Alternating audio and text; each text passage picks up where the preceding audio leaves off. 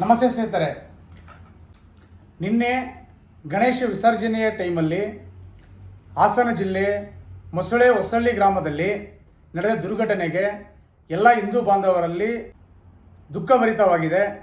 ಎಲ್ಲರೂ ನೋವಿನಲ್ಲಿದ್ದೀವಿ.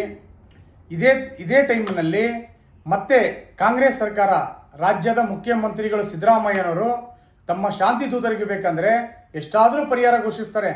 ಅವರ ನಾಯಕ ರಾಹುಲ್ ಗಾಂಧಿನ ಮೆಚ್ಚಿಸೋದಕ್ಕೆ ಕೇರಳ ರಾಜ್ಯದಲ್ಲಿ ಆನೆಗೆ ಕಾಲು ತುಳಿತು ಕೊಲಾಗಾದರು ಕರ್ನಾಟಕದ ಆನೆ ಅಂತೇಳಿ ಪರಿಹಾರ ಘೋಷಿಸ್ತಾರೆ.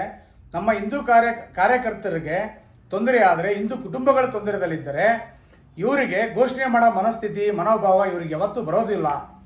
ದಯವಿಟ್ಟು ಮಾನ್ಯ ಸಿದ್ದರಾಮಯ್ಯನವರೇ, ಕನಿಷ್ಠ ಪಕ್ಷ 10 ಲಕ್ಷದಿಂದ 15 ಲಕ್ಷ ಪ್ರತಿ ಮೃತರ ಕುಟುಂಬಕ್ಕೆ ಘೋಷಿಸಬೇಕು ಅಂತ ಸಕಲ ಹಿಂದೂ ಸಮುದಾಯಗಳ ಪರವಾಗಿ ನಿಮ್ಮ ಹತ್ರ ನಾನು ವಿನಂತಿ ಮಾಡಿಕೊಳ್ಳುತ್ತೇನೆ.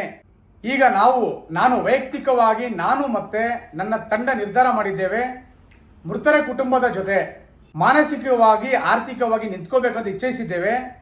ಸೊ ಆದ ಕಾರಣದಿಂದ ನಮ್ಮ ಶಕ್ತಿ ಅನುಸಾರವಾಗಿ ಪ್ರತಿ ಕುಟುಂಬದ ಜೊತೆ ನಾವು ನಿಲ್ಲುತ್ತೇವೆ. ತಾವು ಹಿಂದೂ ಕಾರ್ಯಕರ್ತರು, ಹಿಂದೂ ಮುಖಂಡರುಗಳು, ತಾವು ದಯಮಾಡಿ ಮೃತರ ಕುಟುಂಬದ ಜೊತೆ ಸೋಷಿಯಲ್ ಮೀಡಿಯಾದಲ್ಲಿ, ಸಾಮಾಜಿಕ ಜಾಲತಾಣದಲ್ಲಿ ಶ್ರದ್ಧಾಂಜಲಿ, ಸಂತಾಪ ಸೂಚಿಸುವುದನ್ನು ಬಿಟ್ಟು ಅದನ್ನು ಹೊರತಾಗಿ ನಾವು ಆ ಕುಟುಂಬದ ಜೊತೆ ನಿಲ್ಲಬೇಕು. ದಯಮಾಡಿ ಹಿಂದೂ ಬಾಂಧವರಲ್ಲಿ ವಿನಂತಿ ಮಾಡಿಕೊಳ್ಳುತ್ತೇನೆ. ನಿಮ್ಮ ಸಹಾಯ ಆ ಕುಟುಂಬಕ್ಕೆ ತುಂಬ ಅವಶ್ಯಕತೆ ಇರುತ್ತೆ.